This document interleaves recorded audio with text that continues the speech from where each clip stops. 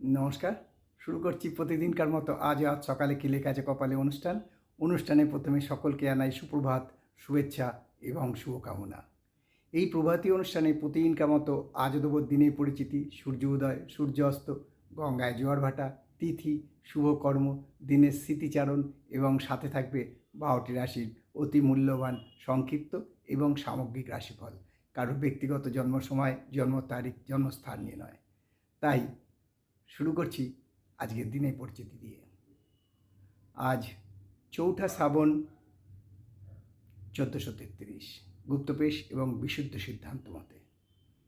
ইংরাজির 21শে জুলাই 2026। আজ মঙ্গলবার। আজকে সূর্য উদয় হয়েছে ভোর 5টা 6 মিনিটে এবং সূর্য অস্ত যাবে সন্ধে 6টা 22 মিনিটে। আজকে এখনও চলছে তিথি সপ্তমী তিথি এবং এই তিথি শেষ হবে সকাল 7টা 30 মিনিটে, তারপর লাগবে অষ্টমী তিথি। আজকে শুভকর্ম আছে এবং সুতহিবক যোগে বিবাহ লগ্ন আছে, ফলে আজকে বিবাহের তারিখও আছে। আজকের দিনের স্মৃতিচারণে বলবো, আজ দ্বিতীয় পর্যায়ে বিপত্তারিণী পুজো। সোনারপুর রাজপুরে যে মা বিপত্তারিণী মন্দির আছে সেখানে মহা উৎসব এবং মহা ধুমধামে চলছে বিপত্তারিণী পুজো। সাথে সাথে আমাদের দশমহাবিদ্যা মন্দিরেও আজকেও পুজো হবে, মা বিপত্তারিণী পুজো। এই বিপত্তারিণী পুজোর নিয়ম আপনারা জানেন যে ডোর বাঁধা হয়, তাতে 13টা গিট থাকে, 13টা দুব্য থাকে এবং 13 রকম ফল 13 রকম ফুল দিয়ে মায়ের পুজো হয়। অনেকে ভোগ দেন, সেই 13 রকম ভাজা 13 রকম ডাল মিশিয়ে এই ভোগের রান্না হয়। যারা সূর্য অস্তের আগে আহার গ্রহণ করেন তাদের 13টা লুচি খেতে হয়, 13 রকম তরকারি বা 13 রকম ভাজা সহকারে আহার গ্রহণ করতে হয়।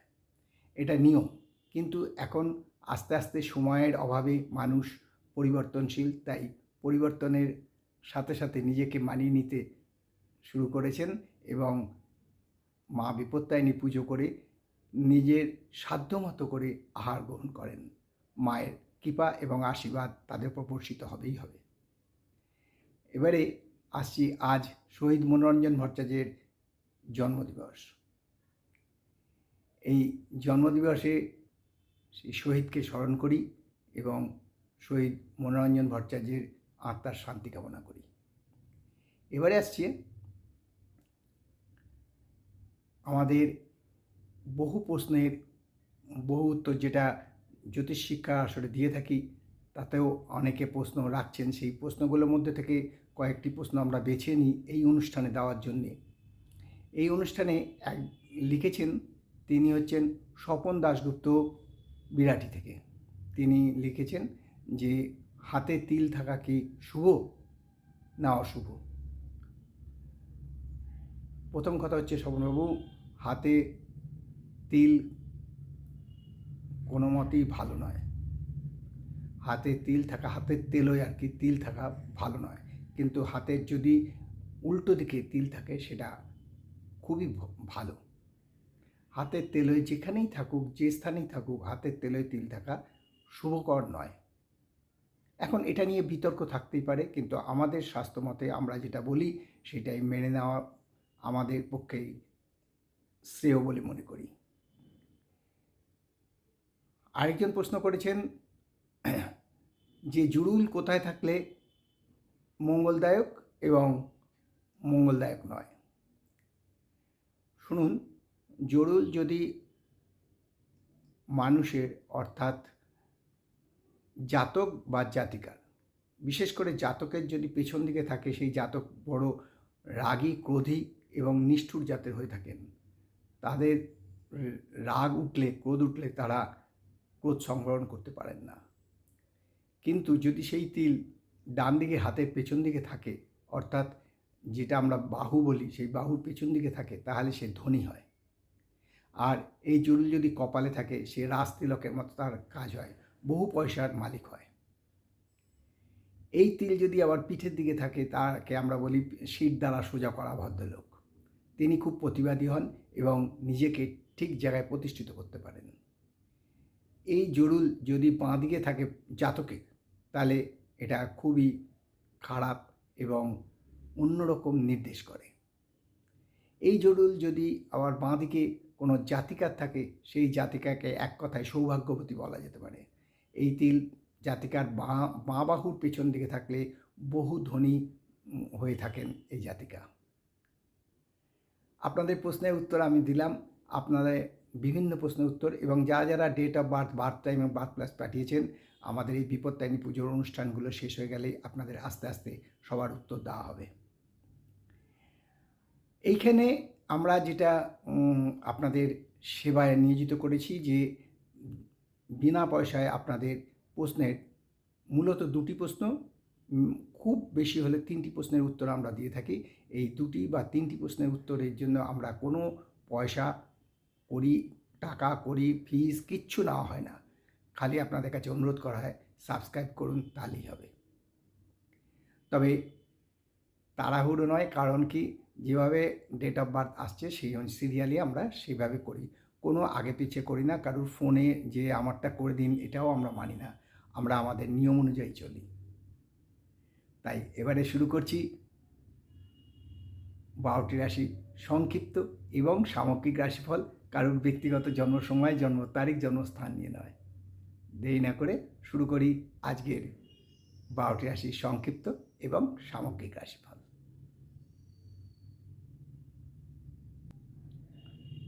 12টি রাশির প্রথম রাশি মেষ। মেষ রাশির জাতজাতিকারা আজকে দিনটা খুবই শুভ। আজকে কোনো ভালো খবর অর্থাৎ শুভ খবর পেতে পারেন, কারণ আজ যারা কর্মপ্রার্থী তাদের কর্মপ্রাপ্তি হওয়ার যোগ প্রচণ্ডভাবে বিদ্যমান। আর সাথে সাথে বলবো নতুন কোনো ব্যবসায়ের আজকে উদ্বোধন করতে পারেন বা শুরু করতে পারেন। শরীর ও স্বাস্থ্য ভালো থাকবে, এক কথাই তো বলেছি, আয় বৃদ্ধির সম্ভাবনাও আছে। আর বৃষরাশি জাতকে তো বলবো আজকে প্রেম প্রণয়ে বিঘ্ন ঘটবে, প্রেম প্রণয়ে বাধা আসবে, ফলে মানসিকভাবে উদ্বেগ সৃষ্টি হতে পারে। শরীর ও স্বাস্থ্য ভালো থাকবে, আয়ের কোনো পরিবর্তন হবে না।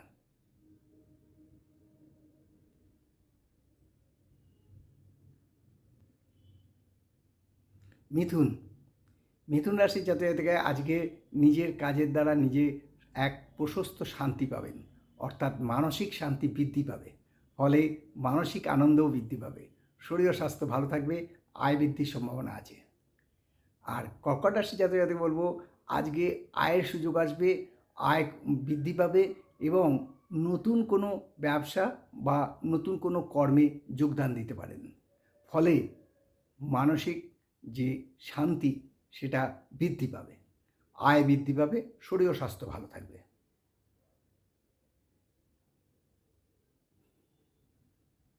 সিংহ। সিংহ রাশির জাতকে বলবো আজকে কিন্তু একটু সাবধান থাকা ভালো, কারণ আজকে ঝুট ঝামেলায় জড়িয়ে পড়তে পারেন, ফলে মানসিকভাবে বিপর্যস্ত হতে পারেন। শরীর ও স্বাস্থ্য মোটামুটি থাকলেও আয় বৃদ্ধির সম্ভাবনা কম। আর কন্যা রাশির জাতকে বলবো আজকে আমরা বলি না যে তোর ভাগ্য খুলে গেছে, সেই আজকে ভাগ্যোদয় হবে। সূর্যোদয় যেমন হয় তেমনি আজকে ভাগ্যোদয় হবে কন্যা রাশির, ফলে কন্যা রাশির জাতকে বলবো যে কাজ করব কি করব না ভাবছেন সেই কাজে হাত দিন, সফলতা আসবে এবং সাফল্যও আসবে, সার্থকতাও আসবে, আয় বৃদ্ধির সম্ভাবনা আছে, শরীর ও স্বাস্থ্য ভালোই থাকবে। তুলা। তুলা রাশি জাতকে বলবো আজকে কিন্তু খুব সাবধান, আপনার মতের সাথে অন্যের মতের মিল নাও হতে পারে, ফলে আপনার মতবিরোধ হতে পারে, তাই নিয়ে আপনার মানসিক শান্তি নষ্ট হওয়ার সম্ভাবনা প্রচণ্ডভাবে বিদ্যমান। তুলা রাশি জাতকে বলবো আজকে যা করবেন একটু ভেবেচিন্তে করুন। শরীর ও স্বাস্থ্য মোটামুটি থাকবে, আয় বৃদ্ধির সম্ভাবনা কম। আর বৃশ্চিক রাশি জাতকে বলবো যে আজকে খুব সাবধান, আজকে অর্থহানি হওয়ার সম্ভাবনা প্রচণ্ডভাবে বিদ্যমান। শরীর ও স্বাস্থ্য মোটামুটি থাকবে, তবে কথাবার্তা নিয়ন্ত্রণে রাখা একান্ত দরকার, আয় বৃদ্ধির সম্ভাবনা কম।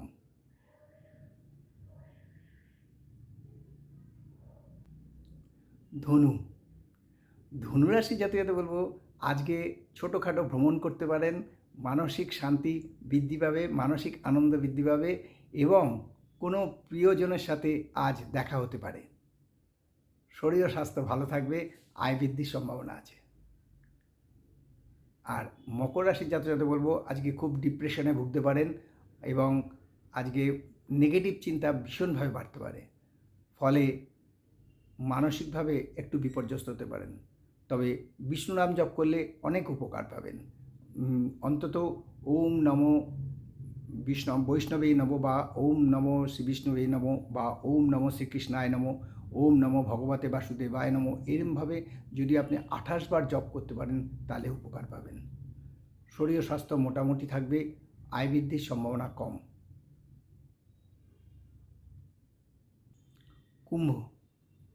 কুম্ভ রাশি জাতকদের বলবো যারা কলার সাথে যুক্ত আছেন, অর্থাৎ যারা শিল্পী, তাদের জন্য আজকের দিনটা শুভ।